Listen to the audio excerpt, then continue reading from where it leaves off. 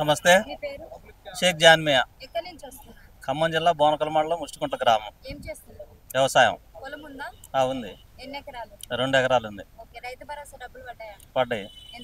12,000 అయింది. 2 లక్షలు. అందరికి వస్తున్నాయి. సన్నగా ఉన్నాయి, మంచిగా ఉన్నాయి. 3 నెలలకు ఒకసారి ఇచ్చారు. ఈ ఎండాకాలం కష్టకాలంలో మంచిగా ఉపయోగపడ్డాయి పేదలకి. ప్రతి పేదవాడు కూడా ఆరోగ్యంగా ప్రశాంతంగా ఉండేదానికి మంచిగా ఉన్నాయి. అరుగుదల కూడా బాగుంది. గతంలో తిన్న బియ్యం కంటే ఈ బియ్యం బాగుంది. చిన్నపిల్లలు, వృద్ధులు అందరు తినడానికి బాగుంది. ఫ్రీ కరెంట్ వస్తుంది. ఇదివరకు 500, 600 అట్లా వచ్చేది. ఇప్పుడు ఫ్రీ కరెంట్ అయింది. ఫ్రీ అయిపోయింది.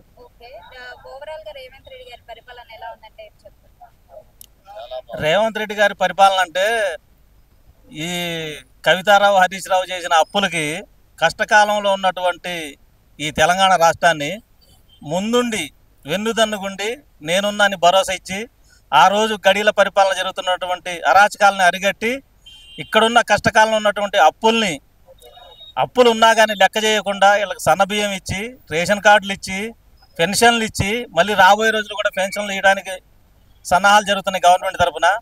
అలాగే ఈ సన్నబియ్యం ఇవ్వటం అంటే అది మామూలు విషయం కాదు. 2 లక్షల రుణమాఫీ చేయడం అనేది మామూలు విషయం కాదు.